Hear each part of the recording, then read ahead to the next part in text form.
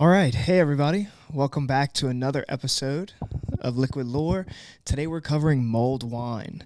And as you can see with my massive coats on here, it just got extremely cold outside. And there's nothing more that I want to drink than mulled wine whenever it gets really cold outside. So I just made some. So I thought I'd hop on here, tell you guys the history. Maybe you'll make some in preparation for the holidays. But what is mulled wine? So mulled wine is basically some kind of cheap wine, cloves, cinnamon, and citrus, heated up, mixed together, and enjoyed around the holidays. It really becomes a holiday staple.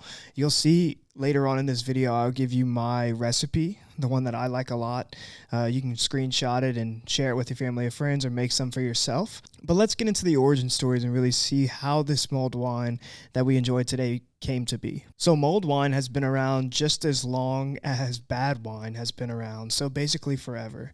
It can be traced all the way back to the ancient Greeks. And if you know anything about ancient Greek culture, you know that they were not big fans of wasting alcohol, especially wine. But with any wine harvest, there was some that didn't really make the cut. It just wasn't good enough to be served. And this is where mulled wine comes in. It makes that trash wine a little bit more palatable. Basically, the Greeks would take this wine that didn't really make the cut, add a bunch of spices to it, and heat it up, thus changing the flavor profile and making it a little bit easier to drink. One story has the Greeks calling this mixed wine mixture Hippocras, naming it after the father of medicine himself, Hippocrates. So that brings us to the Romans. So as we know, the Romans love copying the Greeks, and this is no different. Romans also heated up their bad wine with spices to make it a little bit easier to drink, but also the Romans would use this hot wine to warm their bodies in the cold months. So as the Romans conquered much of Europe throughout the next century,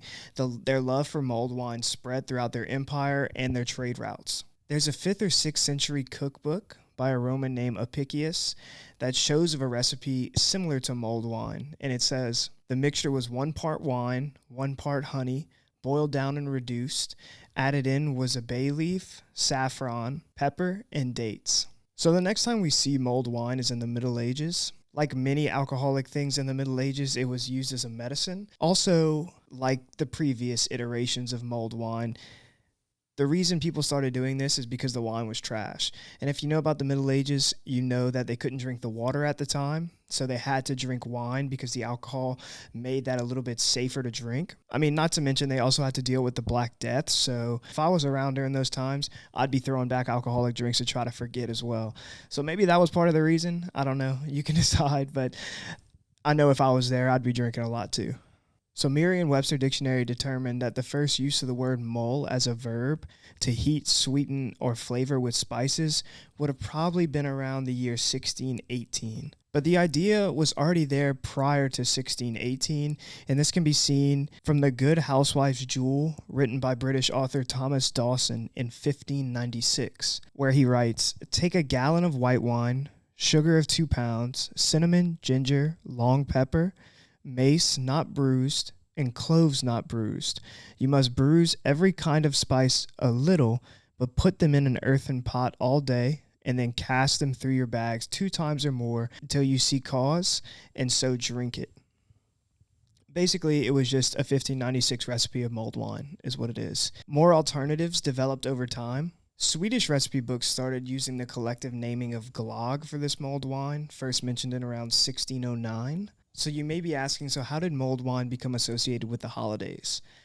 And basically, we can see a clear progression of this association, and it starts with Charles Dickens writing about a mulled wine version called The Smoking Bishop in his 1843 classic novel, A Christmas Carol. This mention of mulled wine would jumpstart the popularity again, and it would also help it become associated with the holidays. Another big turning point with the holidays, just a natural progression from Charles Dickens' novel, happened in the 1890s when Swedish glögg started being associated very closely to Christmas. Every wine merchant across the country of Sweden had their own recipe that they thought was the greatest for this glögg, and the bottles also started depicting more Christmas time themes. A lot of them had Santa Claus and things like that on it. So a lot of these ornate, festive bottles got spread across Europe, and that really connected glögg or mulled wine to the holidays even more so. And over the next several decades, mulled wine has become a global phenomenon.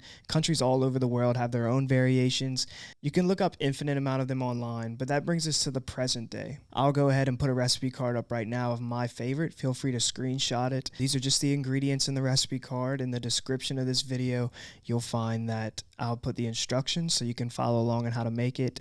If you're liking this content, feel free to just subscribe. It really helps me out and helps me create these videos. But take that recipe, use it as a foundational recipe, make changes based on your tastes. Let me know what changes you make. I'm always interested in different variations of mulled wine, and I'll catch you guys in the next one. Enjoy the holidays with your family and friends. Cheers.